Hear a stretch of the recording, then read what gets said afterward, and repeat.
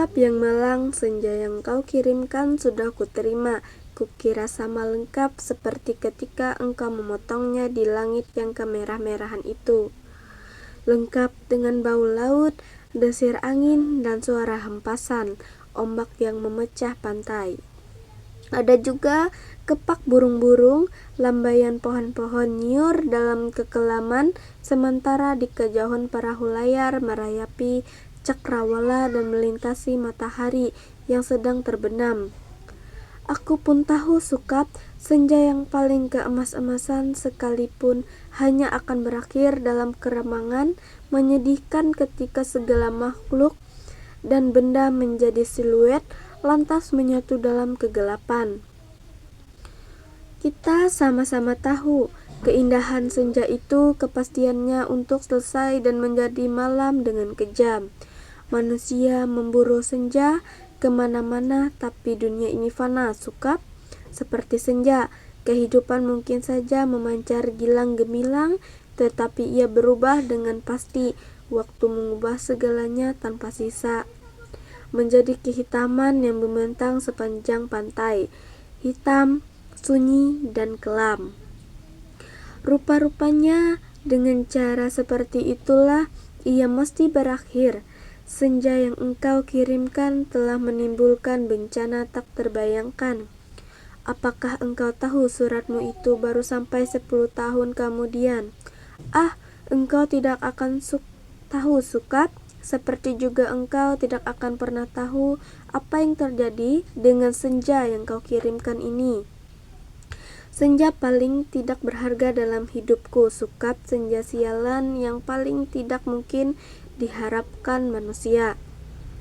Senja ini baru tiba setelah 10 tahun karena tukang pos yang jahil itu rupanya penasaran dengan cahaya merah keemas-emasan yang memancar dari amplop itu, Sukap. Cahaya itu telah mengganggunya semenjak ia menggenjot sepeda dari kantor pos, berkilau-kilau dan memancar di tas surat yang tergantung di boncengan sepeda. Begitu rupa sehingga cuaca siang hari menjadi kacau hingga menderu dan ombak terdengar menghempas-hempas meskipun ia bersepeda. Mendaki Bukit Kapur demikianlah, maka ia suatu ketika berhenti dari tas itu. Terdengar suara ia buka tas itu dan ia melihat amplop Federal Express yang sudah tidak putih lagi melainkan merah keemas-emasan, Sukap. Seperti senja dengan matahari terbenam di balik cakrawala. Tukang pos itu mengambil amplop tersebut, menimang-nimangnya agar berat juga. Maklumlah, bukankah amplop itu berisi senja, Sukap?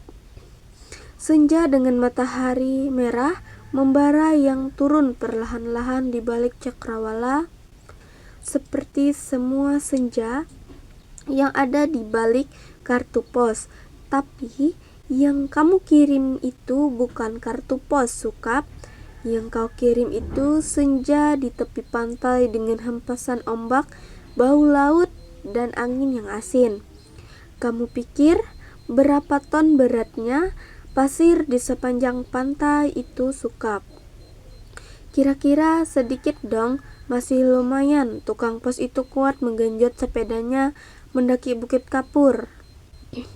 Buset, kalau anak-anak kecil tahu ada matahari terbenam di dalam amplop itu, lantas bagaimana? Kau tahulah, Sukap, anak-anak itu di daerah Bukit Kapur begini tidak punya mainan yang aneh-aneh seperti di kota. Mereka hanya tahu kambing dan kerbau, ikan dan belut, sungai dan jagung. Nasi saja jarang mereka sentuh.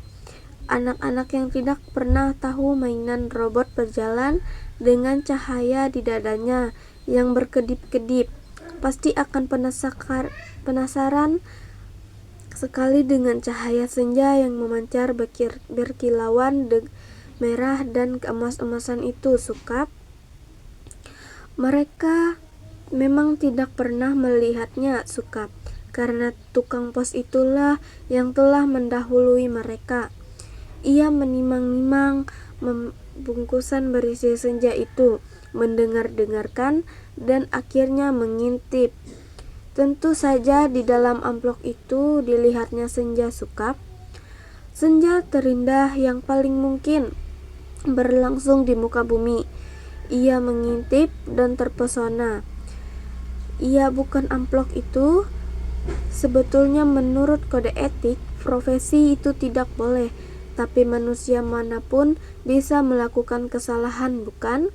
Ia buka terus amplop itu dan melihat senja dengan langit merah, keemas-emasan di dalam sana, di mana mega-mega berpencar seperti perahu di danau, memberikan perasaan nyaman dan tenang.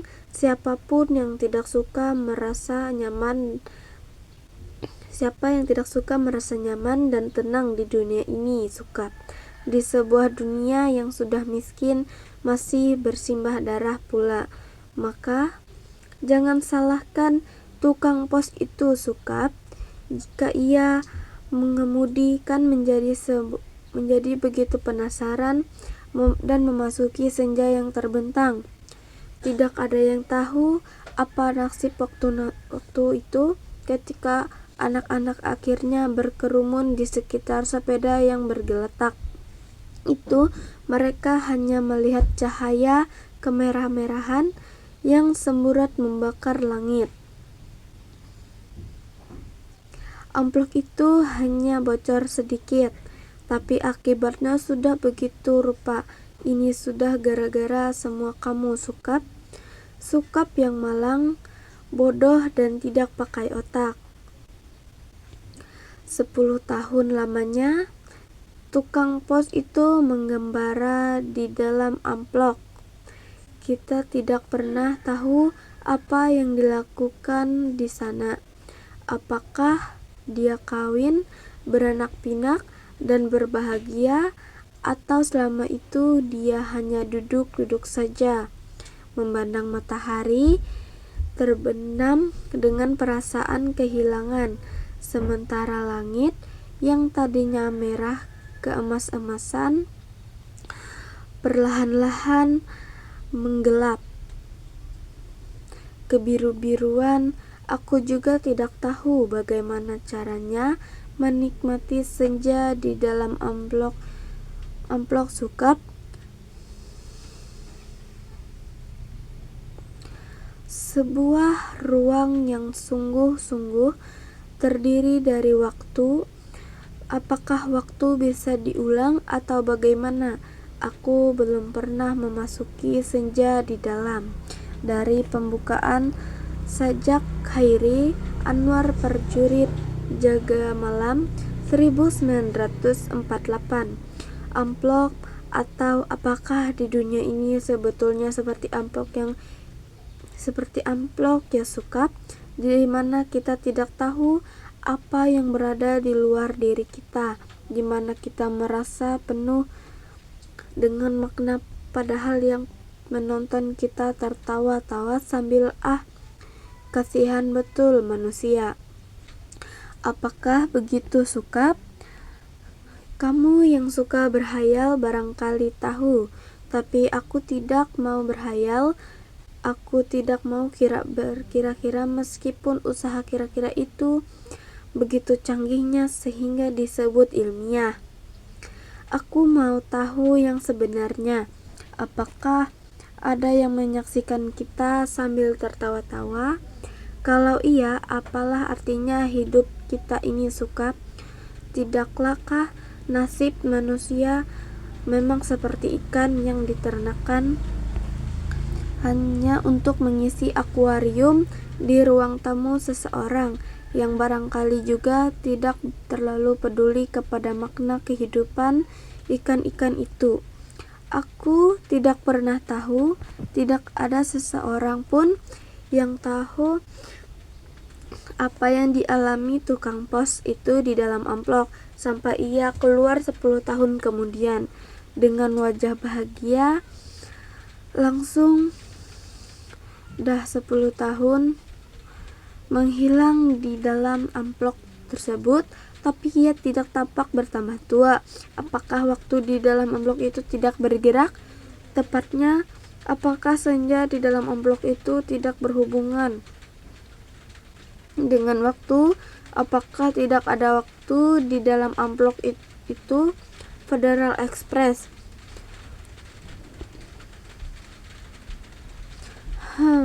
Apakah aku harus peduli dengan semua ini, Sukap? Apakah aku harus peduli? Kamu betul-betul merepotkan aku, Sukap. Dasar laki-laki tidak tahu diri. Sukap yang malang, goblok, dan menyebalkan. Kamu tahu apa yang terjadi 10 tahun kemudian? Tukang pos itu tiba-tiba di depan rumah kami. Ya, rumah kami. Setelah 10 tahun banyak yang terjadi dong, Sukap. Misalnya, aku kemudian kawin beranak pinak dan berbahagia. Jangan kaget, dari dulu aku juga tidak mencintai kamu, Sukap. Dasar bego, dikasih isyarat tidak mau mengerti. Sekali lagi aku tidak mencintai kamu kalau aku toh kelihatan baik selama ini padamu. Terus terang, harus katakan sekarang, sebetulnya aku cuma kasihan. Terus terang, aku kasihan sama kamu, Sukap. Mencintai begitu rupa, tapi tidak tahu yang kamu cintai sebetulnya tidak mencintai kamu. Makanya jangan terlalu banyak berhayal, Sukap. Pakai otak dong sedikit. Hanya dengan begitu kamu selamat dari perasaan cintamu yang tolol itu. Tapi bukan cinta yang sebetulnya ingin kuceritakan padamu, Sukap. Soal cinta ini sama sekali tidak penting. Kamu harus tahu apa akibat perbuatanmu ini, Sukap. Mengirim sepotong senja untuk orang yang sama sekali tidak mencintaimu. Tahu apa akibatnya? Begitu tukang pos itu pulang, setelah menceritakan kenapa kiriman Federal Express bisa terlambat 10 tahun, ku buka amplop berisi senja itu, dan terjadilah semua ini. Apa kamu tahu, Sukap? Senja itu meski cuma sepotong, sebetulnya yang utuh. Kamu kira matahari terbenam dasarnya seperti apa? Seperti apem. Kalau sepotong senja itu di dalam amplop terus, tidak apa-apa, tapi keluar dan lautnya membludak, tak tertahan lagi.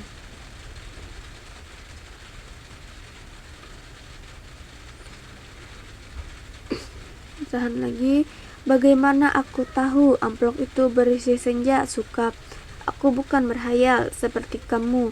Hidupku penuh dengan perhitungan, dengan matang. Aku tahu betul untungnya rugi setiap perbuatan, terutama apa untungnya rugi untuk diriku sendiri. Betapa pentingnya hidupku selama demi suamiku dan anak-anakku. Pura-puranya aku ini juga perempuan yang setia. Itu pula sebabnya sebelum maupun sesudah kawin, aku tidak sudi berhubungan dengan kamu, Sukap. Lagi pula, aku tidak mencintai kamu. Mau apa? Tapi kamulah yang tidak tahu diri. Mengirim surat tanpa kira-kira. Dunia ini menjadi berantakan, dan tahu berantakan dan hancur lebur, tiada terkira. Setelah amplop itu kubuka dan senja itu keluar matahari yang terbenam. Dari senja, amplop itu terbentur dengan matahari yang sudah ada di langit. Biru bercampur aduk dengan langit yang biru bercampur aduk dengan langit kemerah-merahan yang terus-menerus berkedap-kedapnya kerana cahaya keemas-emasan yang menjadi seburat tak beraturan. Senja seperti potongan kue menggelegak, pantai terhampar seperti pemardani di atas bukit kapur, lautnya terampas, langsung membanjiri bumi dan menghancurkan segala-galanya. Bisalah kau Sukap, bayangkan Sukap, bagaimana orang tidak panik dengan gelombang raksasa yang tidak datang dari pantai, dari tapi dari atas bukit. Pertanyaan terkenal Einstein yang dikutip Stephen Hawking adalah, ketika Tuhan menciptakan semesta, apakah ia mempunyai pilihan? Air bah banjiri bumi seperti zaman Nabi Nuh? Dunia menjadi gempar, tidak semua kapal dan perahu yang ada cukup untuk seluruh umat manusia kan? Lagi pula sampai kapan kapal itu, perahu dan bisa bertahan, tiada satu kota pun yang selamat. Lautan dari senjamu yang membuat langit merah membara dan menghempas dan membanjiri bumi dengan cepat sekali. Gedung-gedung pencakar langit di setiap kota besar di seluruh dunia, gunung-gunung tertinggi di muka bumi, semuanya terendam air. Sukap, bumi ini sekarang sudah terendam air. Di mana-mana air dan langit senja tak kunjung berubah menjadi malam, segalanya kacau Sukap gara-gara cintamu yang tak tahu diri. Sukap yang malang, paling malang, dan akan selalu aku menulis surat ini dengan kertas dan pena terakhir di dunia. Di atas puncak Himalaya di depanku ada sebuah sampan kecil dengan sepasang dayung dan sebungkus supermi. Itulah makanan terakhir di muka bumi. Sisa manusia menjadi penggembara lautan di atas kapal dan perahu telah mati semua karena kehabisan bahan makanan maupun mayat teman-temannya sendiri.